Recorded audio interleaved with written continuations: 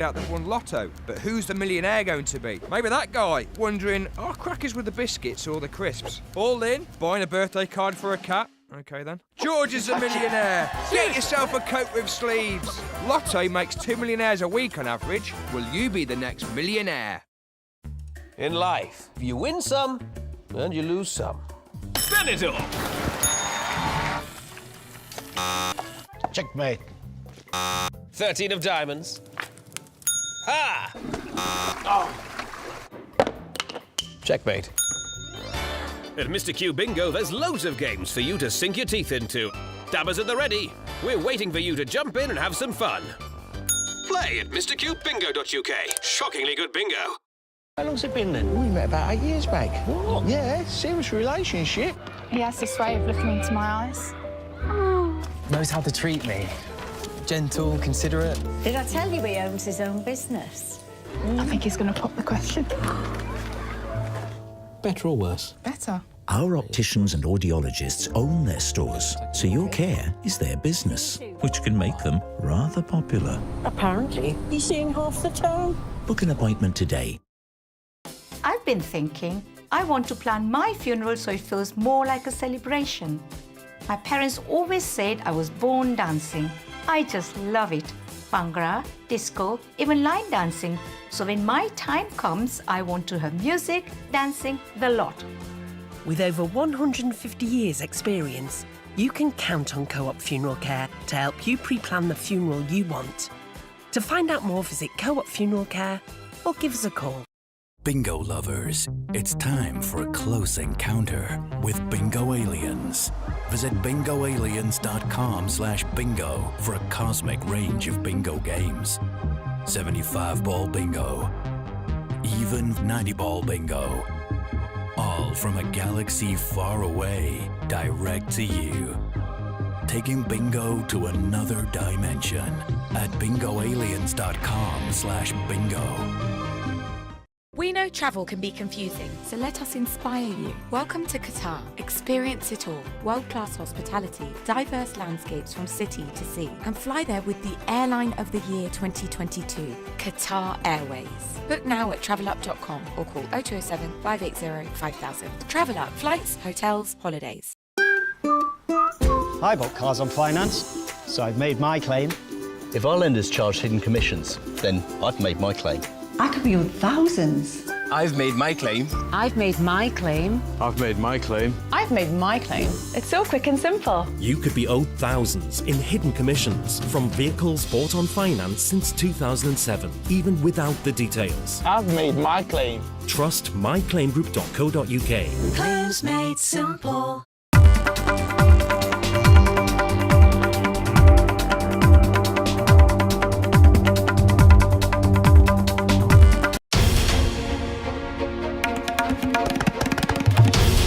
This is NDTV, and you're watching NDTV 24x7.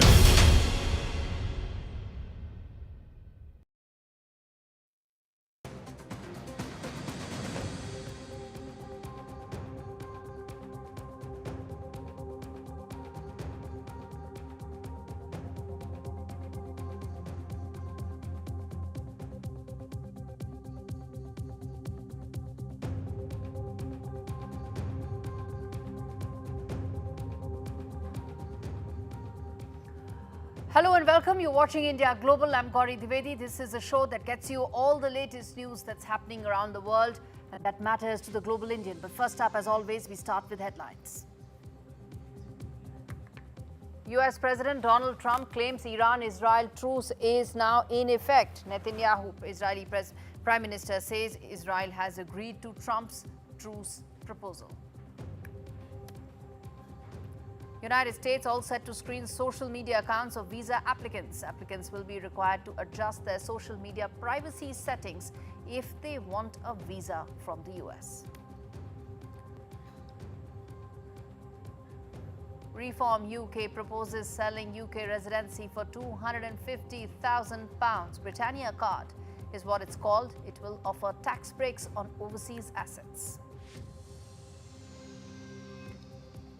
And Shubhanshu Shukla's Axiom 4 mission targets 25th June launch. NASA says Axiom 4 mission launch likely to take place tomorrow.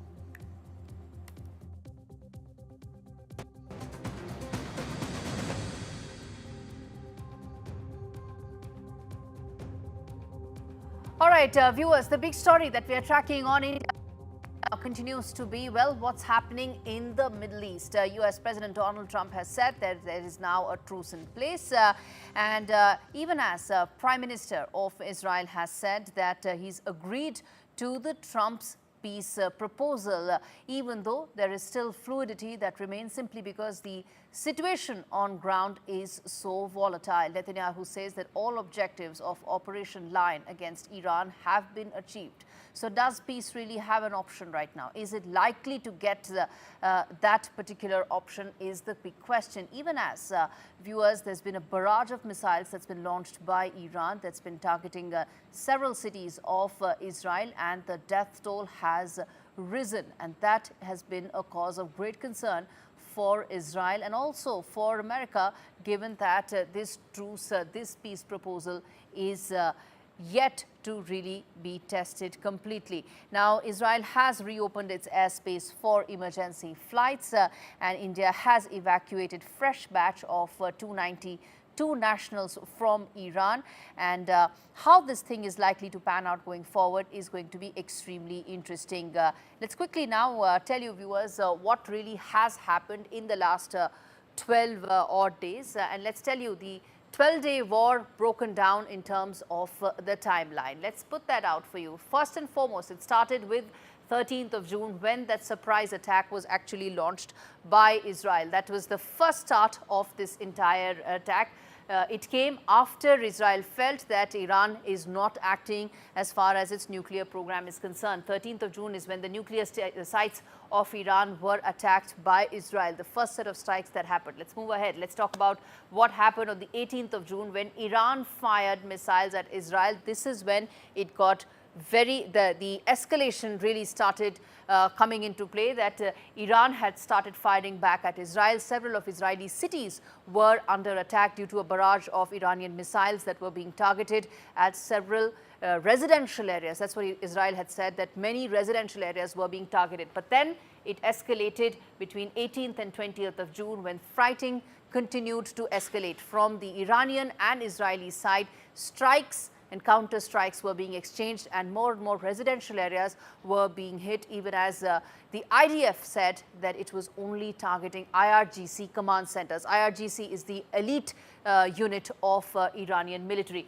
On 21st June, this is the inflection point, viewers, when 3 nuclear sites in Iran were attacked by the US. This was done through B-2 stealth bombers. This was done through Tomahawk cruise missiles, and 3 of the main Iranian nuclear sites were attacked. This was Fordo, Isfahan and Natanz, where it was assumed and it was said that the nuclear facility was enriching uranium, which was already at 60% and was set to grow up to as high as 90%. Then on the 23rd is when the Iranian retaliatory attack came against US. They were continuing to strike the Israeli cities, but this is when they attacked the US airbase in Qatar. It was supposed to be in retaliation to its 3 nuclear sites being attacked, but this was largely symbolic in nature, viewers, simply because the attack had already been forewarned. Qatar was forewarned, which went ahead and informed America much in advance, which was able to pull out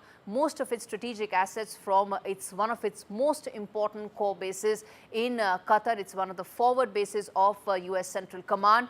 Qatar has been hosting that since 1996. It has also pumped at billions of dollars there. So this is a very large forward base of the US in Middle East, which was attacked. But because of the forewarning, it was largely symbolic, which is why quickly the last thing that came in, which is that Trump announced ceasefire. Hours after that attack is when the ceasefire really came into play. It was announced suddenly by Donald Trump. Many asked, was this premature? Was this premeditated? Well, questions that remain unanswered. But that's the broad timeline of the 12-day war, viewers, in terms of what really happened, the sequence of events that had brought the world to a possible brink of a potential escalation that could engulf not just the Middle East, but the wider area, maybe even the entire world. And as we talk about this, I want to now play out this ground report that's been filed by my colleague Ankit Tyagi, who's on ground, who is in Israel, covering this war, covering every detail of it. And he's talking about how air sirens are still being heard across Israel, even as we keep talking about this ceasefire here. Listen into that ground report. There were some interceptor fragments which in fact fell at a few places which have been reported by the local media. The third one came just about 10 minutes before the fourth one, just about 10 minutes. All right, as I speak you can hear the air raid sirens going in, so I will have to make my way towards a shelter this is the fourth time that these air raid sirens have gone in. And we will try and make our way out and see if we can find us a safe place. This is the fourth time the air sirens have gone out here in Tel Aviv and Israel. Thank you so much.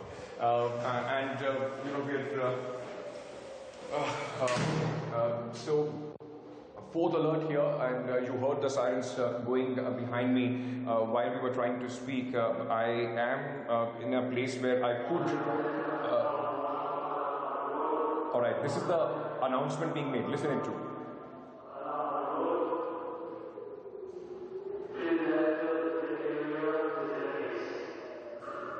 So this announcement basically saying make your way to the safe area, and at this moment I can tell you that this is the fourth air raid siren that went off when you heard the massive air raid sirens that just began to in fact blare here in Tel Aviv as well. I have lost the connection to the studio. I'm hoping that I can get connected again because the signal here in the safe room are extremely bad. Okay, again we can hear some loud thuds. It seems that interceptors are on the job. There are some missiles which have been lobbed towards Tel Aviv, at this moment I can only tell you that this is from the time I've come in, it's the third day now, and I have never seen in the last 3 days, 12th day of the war, how continuously barrage after barrage of missiles is coming in from Iran. There were alerts, yesterday also when the alerts came in, one was at 3 a.m. in the morning, the other one then was at 10:30 a.m.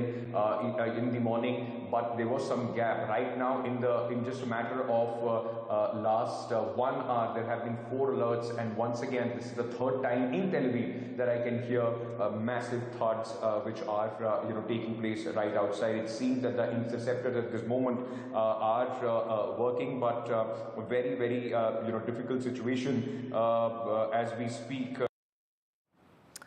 All right. While the truce tango continues, there are questions that are being asked about how does this add up with a symbolic Iranian strike on Qatari base, followed by a ceasefire announcement that happened almost in a matter of hours. Let's put out those big questions that we'll get our experts to answer for us, and questions that are being now asked around the world. First and foremost, now as the ceasefire now comes into effect, it's expected to till about 7 p.m. Israeli time is when it is being given that time period and window by Israel. Will this now mean that talks will once again start? Will diplomacy be given a shot? That's the first key question that we are asking. Next, will this ceasefire actually hold? Will peace hold in this region? Right now, Israel has said that they're going to see till 7 p.m. today. And remember, even during the ceasefire window that Iran was given that 12 hours, there were these massive strikes that came in from the Iranian side. Next, what really happens to the Iranian nuclear program? The premise of these strikes was the Iranian nuclear program. What happens to that, and what is the status there? And last and equally important, which is that is Trump really a peacemaker, or is he a peace prize chaser? Remember, there's been a lot of anticipation about how Donald Trump deserves Nobel Prizes because he's going around shutting and closing wars, and he's bringing about peace. And we told you about the timeline here. Just hours after that symbolic attack on the American airbase in Qatar was this announcement of a ceasefire. let's connect the dots. Let's kind of get our guest to join us for more on this. James Dorsey, who's a journalist and a Middle East expert, joins us on the broadcast, along with Professor Jangid, who is also an adjunct faculty at the Ben Gurion University in Israel and also here at the OP Jindal University. All right, James Dorsey, let me start with you. How do you see things right now in terms of the situation on ground? There is fluidity, but the questions that we are asking, let's take them one by one. Do you see the fire actually holding out? I think this is a very, very fragile halt to the hostilities. I think one's got to be careful to call it a ceasefire. Let's keep in mind that Trump and Israeli Prime Minister Netanyahu call it a ceasefire. The Iranians don't. As far as the Iranians are concerned, they are holding to the position that they had from the beginning of this round of hostilities, which was, we will stop when the Israelis stop. If the Israelis stop and call it a ceasefire, that's fine with them. But as far as they're concerned, there's no ceasefire as such. There's a halt to the hostilities. Second of all, we don't know if there are any conditions or terms attributed to the ceasefire. Whether it will hold will very much depend on a number of factors. First of all, whether or not you get a return to the negotiations. Return to the negotiations is going to be difficult because the Iranians are not going to return to the negotiations on Trump's terms, which are basically a surrender. Moreover, it depends on what the Iranians do. I think one can assume what Iranians will do, I'll tell you what, Mr. Dorsey, you're speaking about what Iranians will do. There is breaking news coming in, and let's put that out right now for our viewers. So, that there is breaking news coming in, that there are more missile strikes that are taking place. That's what Iranians are doing. We were talking about whether or not this fragile peace framework may actually hold. And you mentioned how it's being called a ceasefire only on one side, which is the Israeli side, and not on the Iranian side. But update coming in is that the IDF says that sirens has been sounded in northern Israel and missiles have been fired from Iran. So, Mr. Dorsey, what are we really talking about here? What framework of peace are we really even now hoping to stand out? I obviously haven't seen the last news. No, sir, this just came in. This is coming in right now during the broadcast. But I have no doubt about its accuracy, and I think you've got your answer. If the Iranians are firing after there was an agreement or an understanding to halt the firing, then obviously they don't see a halt to these hostilities. We don't know whether that was unprovoked, provoked. I have no idea, so it's very hard to judge. But it is clearly a demonstration of just how fragile whatever agreement there may or may not be, and the fact that it already is being violated. Professor Kinraj, come in there. We're talking about, well, the first question we were asking was whether this fragile peace framework is actually going to stand or not. Within just hours, we seem to be getting not very encouraging response. Namaskar. It is actually holding well, I must say. I'm in Tel Aviv. As Ankit, your colleague, was showing, those were the sirens that happened here from 4:30 in the morning till about 7 o'clock.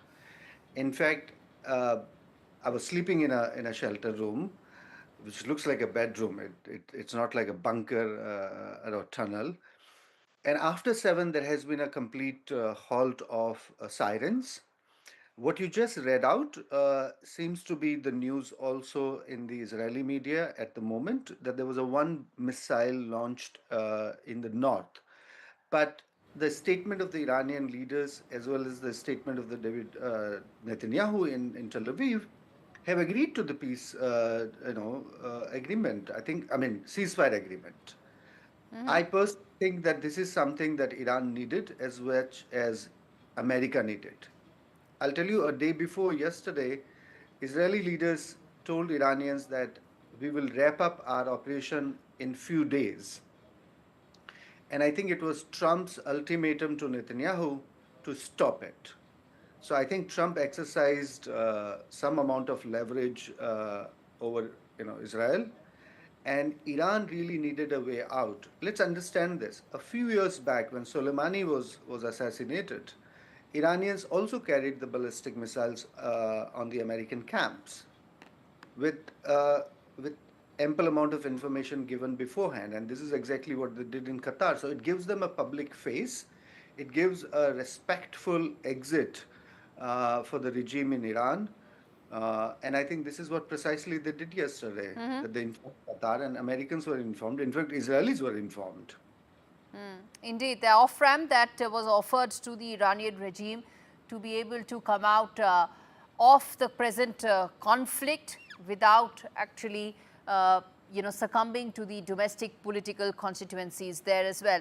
The other question that I want to ask both of you, which is, well, before I come to Donald Trump and his aspiration here, whether it is about peace or whether it's about price, we're going to come to that in a bit. I want to then talk about the nuclear program, the premise of the entire conflict reaching what it was. The whole 12-day war was because the nuclear program continues unabated. James Dorsey, your thoughts on, do you see that now being brought back on the negotiating table?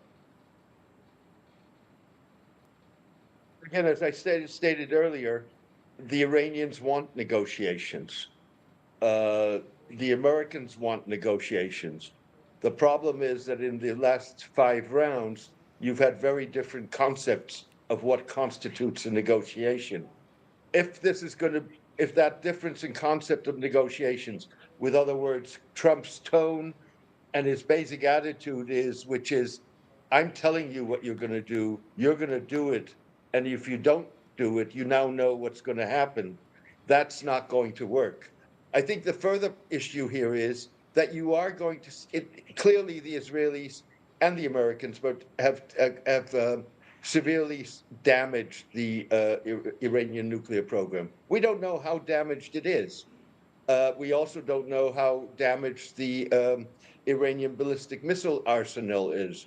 But you can bet on it that the Iranians will resume their nuclear program. They will rebuild it, and they will continue to manufacture ballistic missiles. Okay. So unless you have a negotiation that really is aimed at coming to a equitable solution, okay, you're going to see this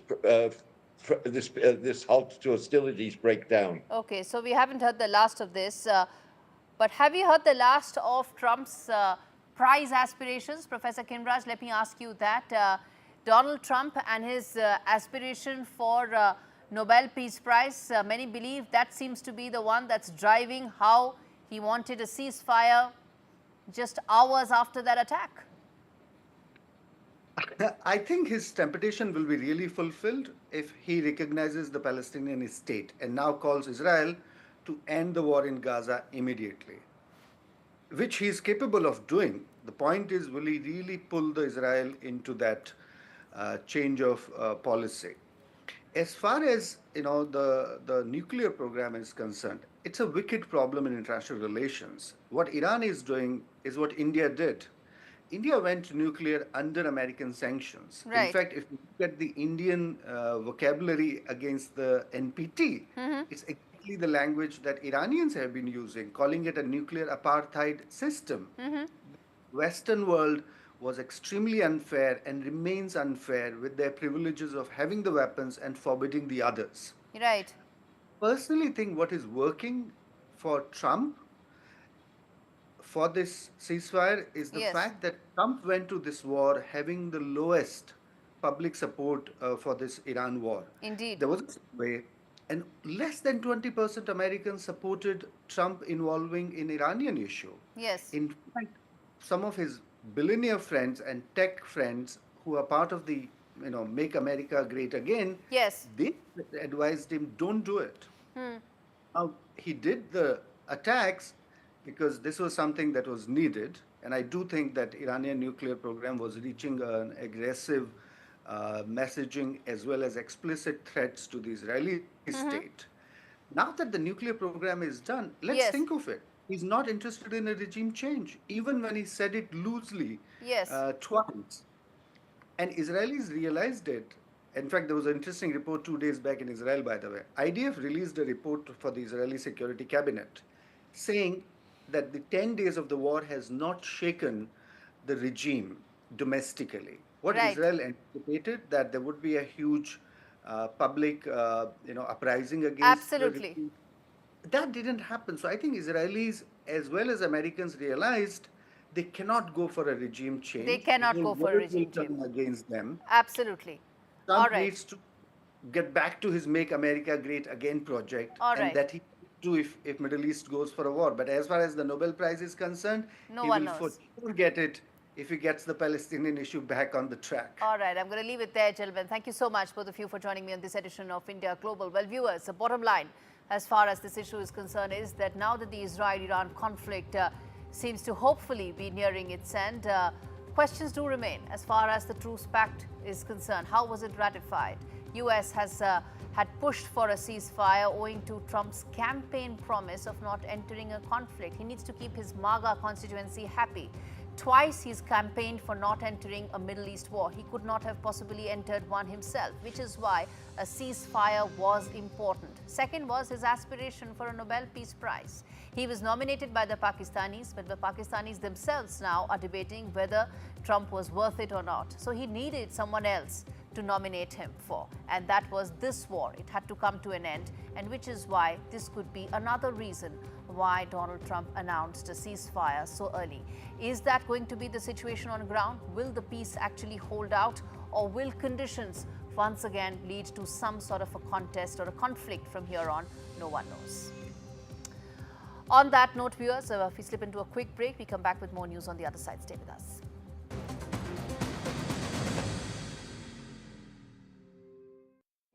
Whether you're setting up a new nest, starting your own flock, or they just keep on growing, get more time to pay with VeryPay. You can buy now and pay up to 12 months later, and pay no interest, with nothing to pay at checkout. And you can easily keep track of payments in the Very app. More time to pay with VeryPay. Let's play. Someone here is about to find out they've won Lotto, but who's the millionaire going to be? Maybe that guy, wondering, are crackers with the biscuits or the crisps? All in, buying a birthday card for a cat? Okay then. George is a millionaire! Get yourself a coat with sleeves! Lotto makes 2 millionaires a week on average. Will you be the next millionaire? At Direct Line, we know that for multi-property landlords, sometimes the tiniest of things can turn into way bigger problems. From niggly contract issues to keeping up with ever-changing legislation. That's why Direct Line's landlord insurance offers a 24/7 legal helpline as standard. Because a call with someone could help to make the hairiest of problems feel that little bit smoother. Search Direct Line Landlord Insurance. We're on it.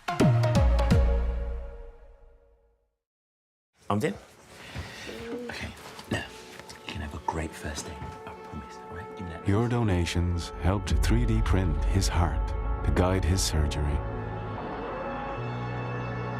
and saved his life with a groundbreaking innovation.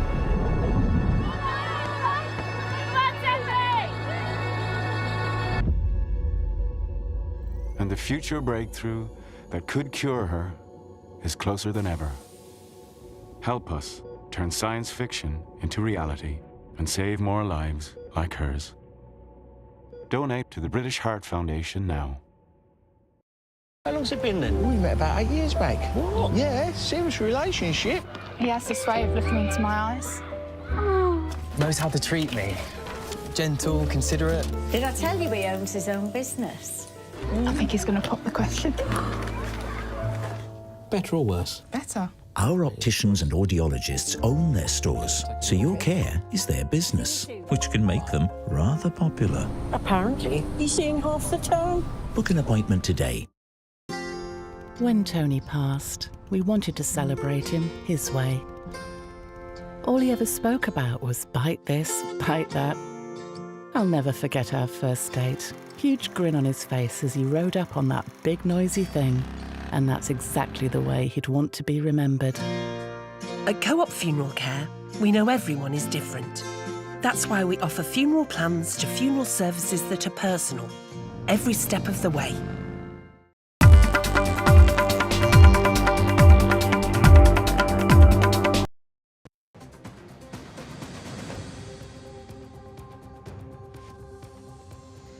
Viewers, the conflict has resulted in flight operations being disrupted as airspace restrictions have been imposed across Middle East in the wake of Iran's reported attacks on a US military base in Qatar late Monday. 48 flights, including 28 arrivals, 20 departures, cancelled at Delhi airport, with Air India and Indigo airspace taking the brunt. And airspace has now reopened in Israel, Bahrain, Qatar and the UAE. Air India has announced on Tuesday that it has ceased all operations to the Middle East region amidst the developing situation. All right, viewers, a quick break. We return with more stories on the other side. Stay with us.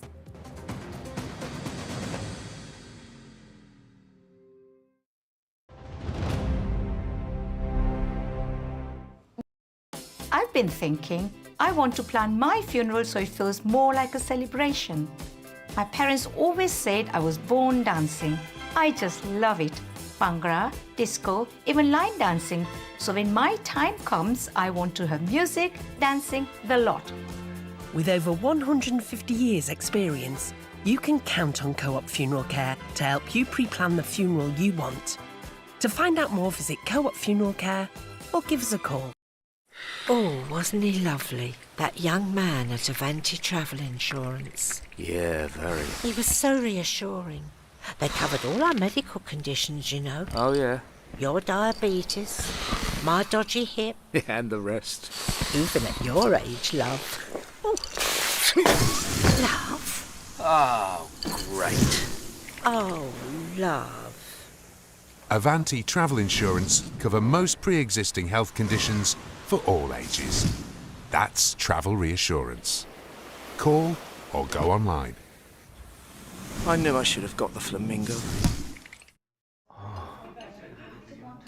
Air fryer. It fries using air. Everybody's looking for that something. Britain, what you buy is your business. Helping you pay less interest is ours. You know how much that means. You found that special thing. Air fryer. You're flying with that wind. Barclaycard. Make money work for you. Discover the finest quality made-to-measure blinds, shutters and curtains at Blinds Direct. A huge selection of beautiful window dressings to suit every room. Handmade here in the UK with a 5-year guarantee for your peace of mind. Order your free samples today and choose your perfect design. Exclusively online, delivered direct to your door. Shop now for an extra 20% off and free delivery at blindsdirect.co.uk.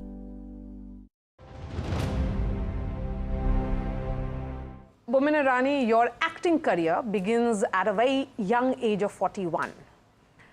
And so usse pehle it was photography. You had captured India through the lens of a photographer, and then you worked in the hospitality sector as well. Before that. So while you were, dabbling between so many roles, which one is it, and when was it that you realized that it is acting? I think when I was very young, my love was always cinema, actually. I used to watch all kinds of movies even at a very young age. Very young, and a lot of people used to wonder why I would watch movies that were...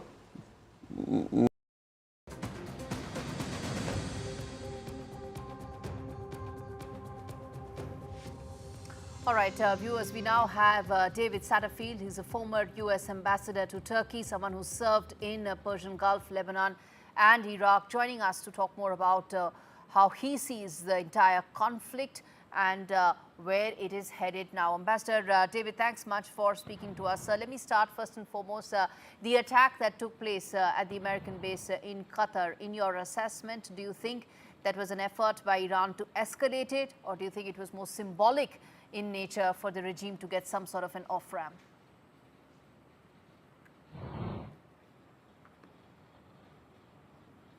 I interpret what has happened today as primarily designed for Iranian domestic audiences.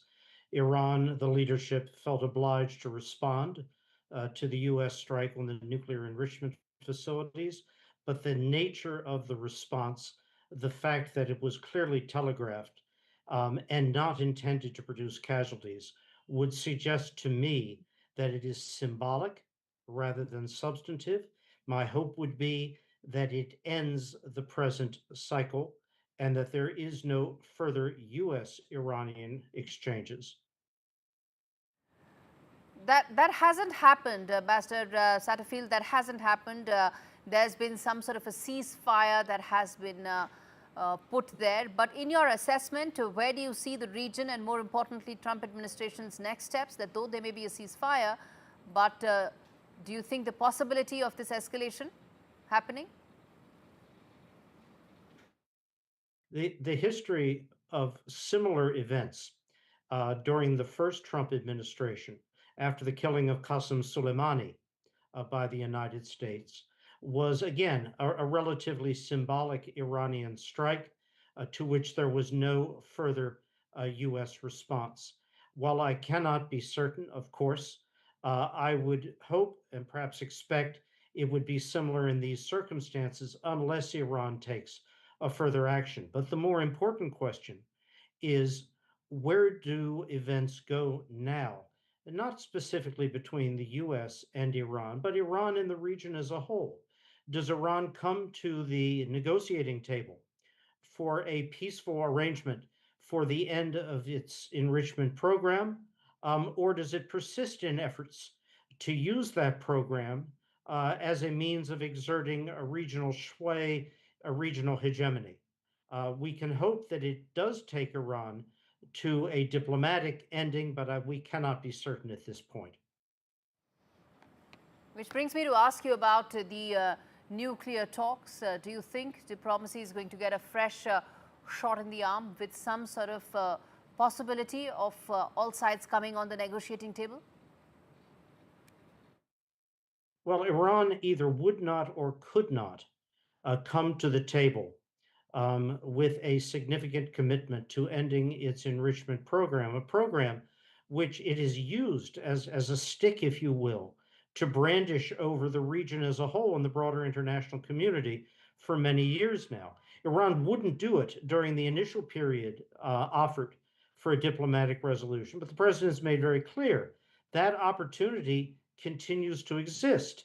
And I think it is something that the Iranian leadership should consider very, very carefully.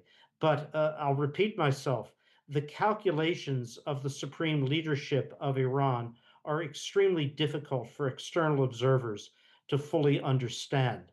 But the opportunity for a diplomatic way out absolutely is there.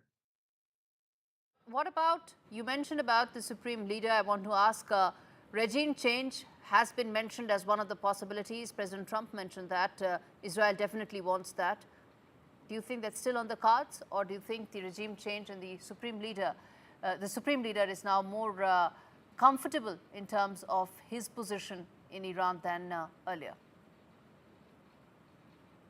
I can't comment any further on the president's remarks, the president's tweets.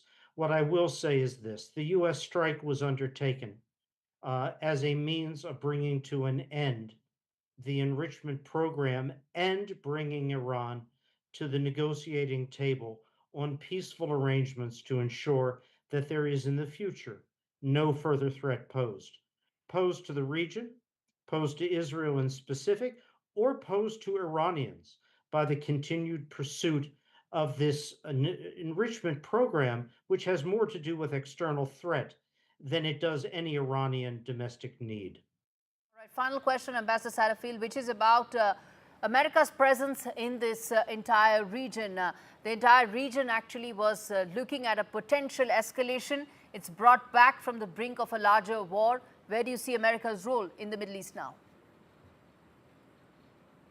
El Udeid base will continue to function both for the United States, for the Qataris, and for all of our partners in the region and beyond.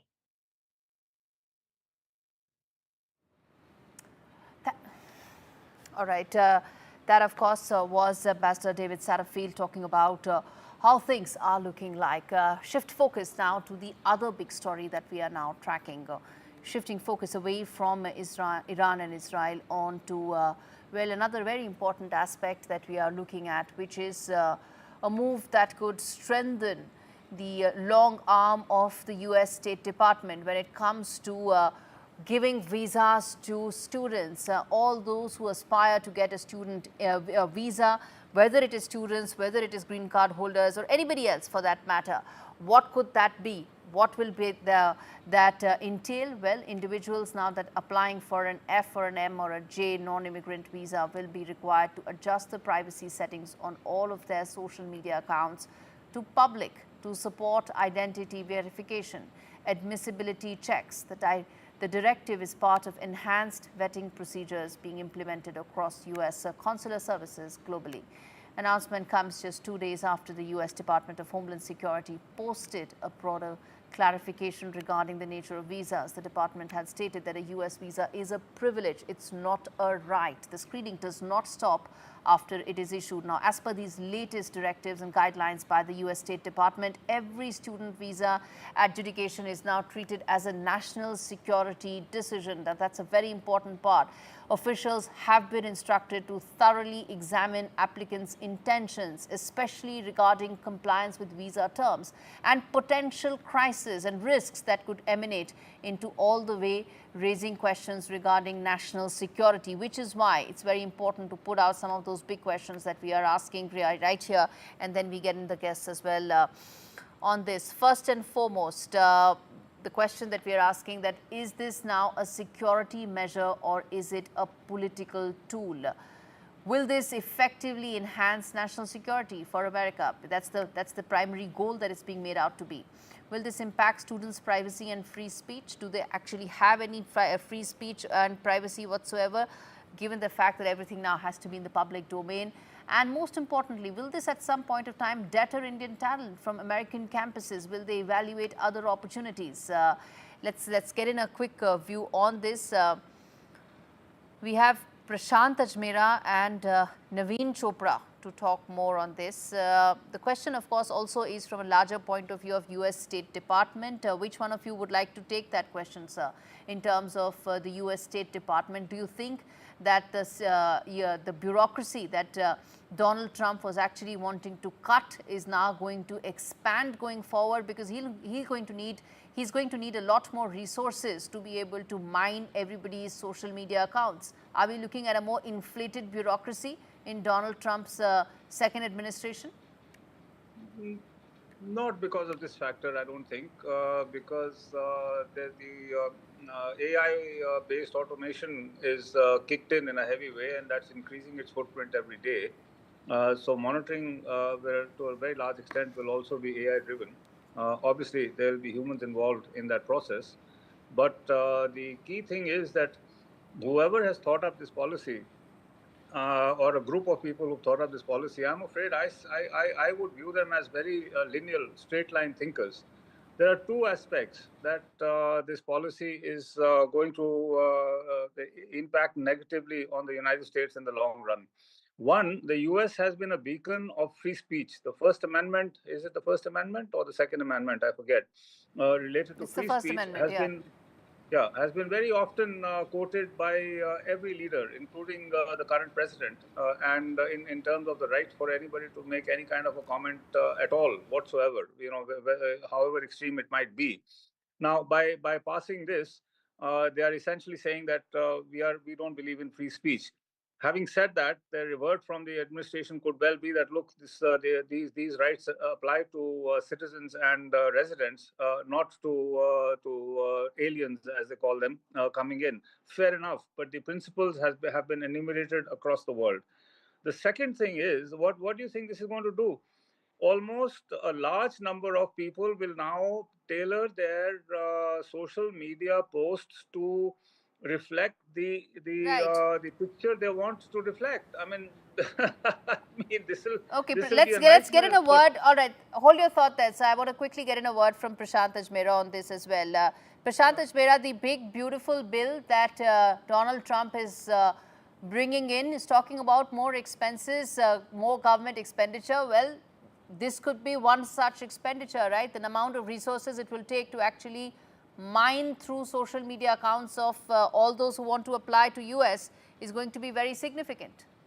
Yeah, obviously it will increase, and that's why they had to pause the processing of this non-immigrant visa for a few days. But as Mr. Chopra said, that it is going to be AI based or artificial intelligence based, so that the computer will check it out, the social media when the applicants are applying, and if they find something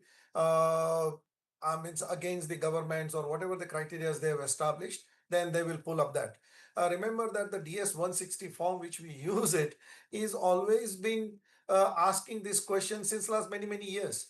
But apart from just getting the informations, they were not vetting it or they were not looking into it using the tool. Probably now the government has developed the artificial intelligence tool whereby they can check this one. And I think this is more in a reflections what has happened in the last 12 to 18 months time on the American universities where the demonstrations happens against the governments and against the so and so forth.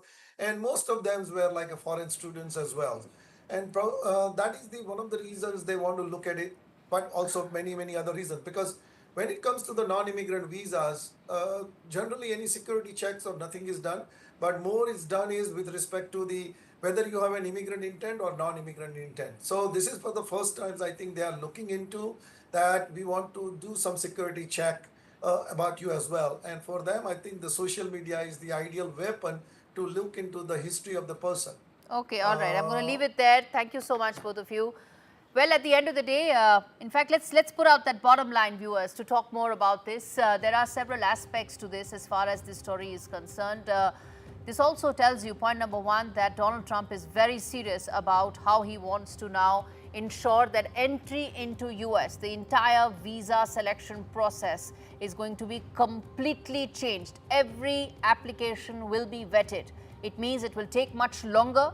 It will also mean that the entire process will mean more steps in it. So he's not streamlining the process, he's adding more layers to it. It will also mean more resources by the State Department will have to be focused on providing details before the application even moves ahead. So more resources there. It also means that some resources will be diverted away from existing US State Department functions. What will that be? Whether it will be healthcare, whether it will be several others, no one knows. But there will be some change of resource allocation. That's the only way visa applications that come in, lakhs and lakhs of visa applications that come into US will have to be mined with that much amount of detail. And last and equally important, this also means that there will have to be more expenditure into the US bureaucratic system, something that the entire DOGE setup was actually meant to erase. Will that mean that the big beautiful bill will have more features and areas focused only on mining visa applications status in terms of social media? No one knows, but what I can say is that the wait is going to get longer because it's just going to take that much more time. On that note, we're going to slip into a very short break, come back with more stories on the other side. Stay with us.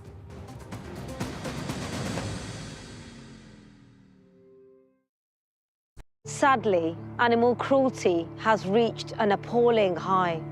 It's the worst animal rescue emergency in our recent history, and we urgently need your help.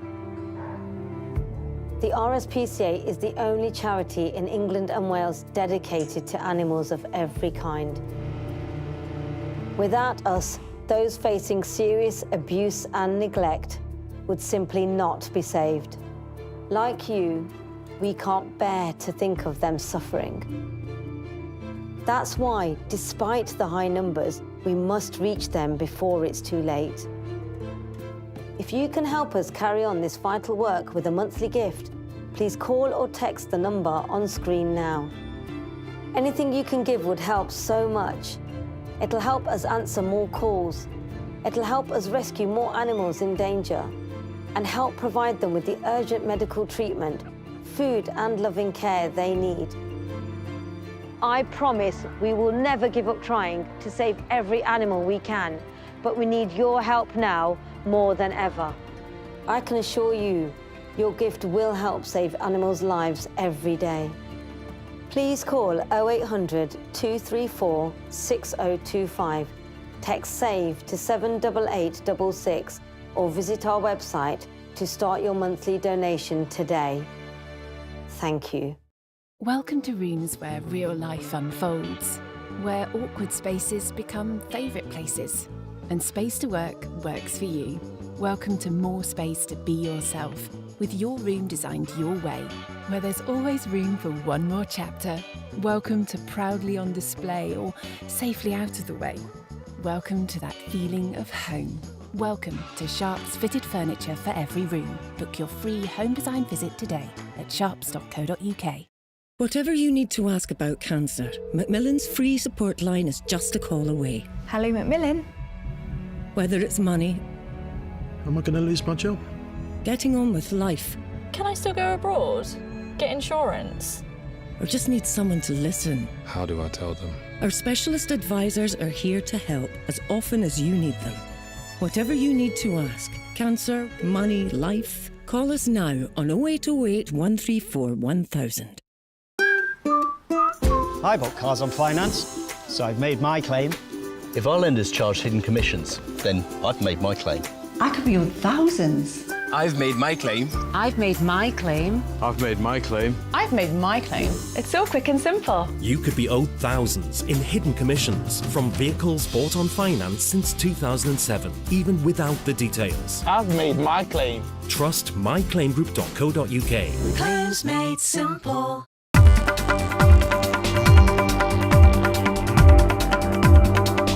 On that front, things have sort of wound down, Ankit. The Iran versus US element of this entire escalation, that appears to have stopped. There's no forward movement there. All the action is where you are. Absolutely, you are bang on. That it also looked like that this whole thing that happened yesterday, with multiple US bases coming under the fire from the Iranian missiles, which largely were in fact diffused and were neutralized by the air defenses, as Donald Trump said. It more or less was somewhat a show that was put up so that both Iran and United States actually could get an off-ramp of this crisis. They did not want to continue. Donald Trump knew that he's not going to get that sort of support in America if they actually have to put boots on grounds or have to be drawn in this conflict. Remember, he came to power this time saying that he's going to bring United States out of all the global conflicts that the United States is involved in. And then, of course, with bombing of those bases, nuclear bases and installations in Iran, it was absolutely the opposite that Mr. Trump has promised to his constituents. But it's after what happened yesterday, there was some sort of flimsy expectation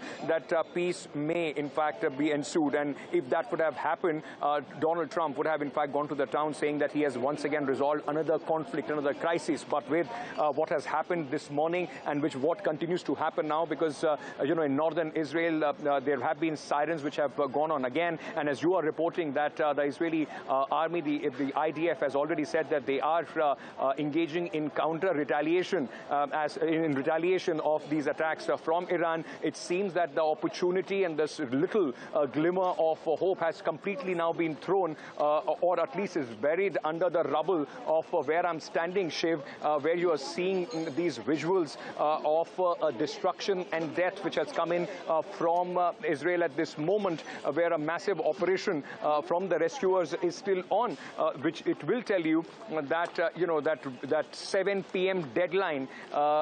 Not only that deadline now stands on its head, we now don't know the current session, the current round of hostilities, for how long will it go on, because it has already been 12 days. And if this continues, if Israel retaliates, then of course we can expect retaliation from the Iranian side as well. It's the domestic audience for which at this moment the entire play of war is going on. Where is the full stop is something that is anybody's guess.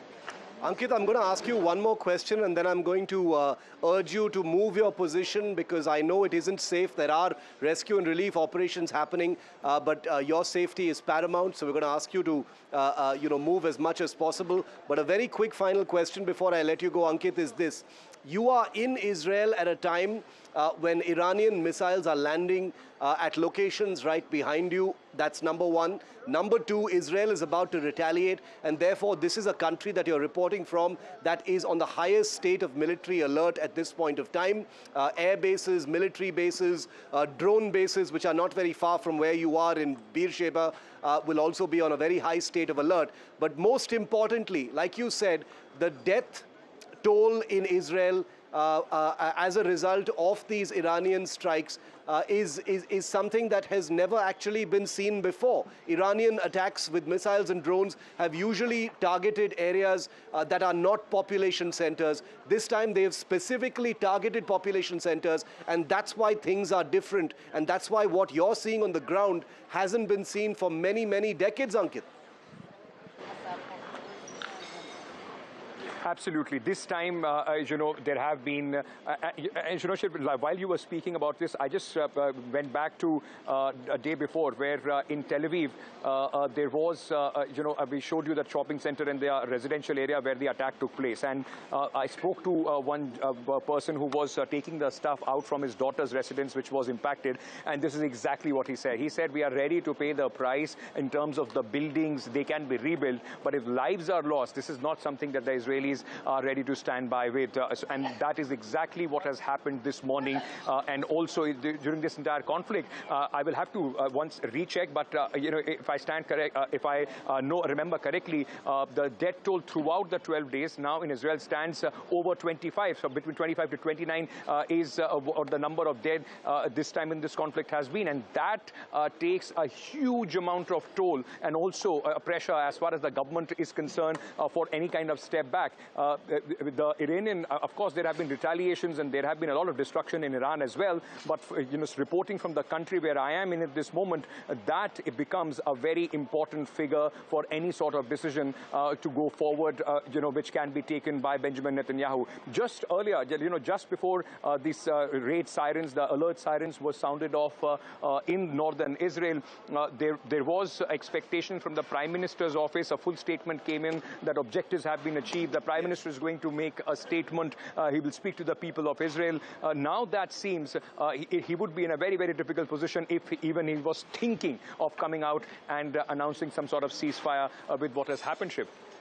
Ankit, a small final question before I let you go. The people that you're speaking to, the rescue staff, the first responders who are there in all of those places right now, military reservists that you're seeing, come out of vacation or wherever they are to serve their country.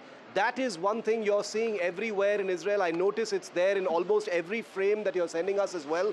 This is clearly a country that is in its highest state of alert, where citizens are pitching in as well. I can tell you one thing, and this was my first time in Israel, and that too under the most trying circumstances. I have never seen any other place where people are so prepared for a situation like this. Nobody wants a war, but, like we go, since morning, 4 times we had to run to the bomb shelters, and within moments, as soon as the raid siren goes off, people are back doing what they are. Every location of impact that I have been to, apart from, of course, the government agencies, the reservists, the forces, and everybody else, there are a group of volunteers that you will see set up tents, helping people, giving them, directions, helping them clean out their houses or whatever is left of their houses. So it is a country which has seen conflicts after conflicts, and the result of that, of course, is, yes, there is tension, yes, there is fear, but it more or less has become part of life, and that is why they are not worried, in a sense, with the kind of impact that it is taking. The only question was that people are extremely, extremely, serious about the death toll. Once the numbers of the dead start coming in, that's where the pressure starts building in. The buildings being damaged largely don't have the same impact. So this is, the country at the highest state of alert, and where the people were possibly today hoping that this is going to result in some sort of de-escalation with what has happened now. And like you are pointing out, IDF is preparing for some sort of retaliation towards Iran. That window for the people, those who are hoping that it is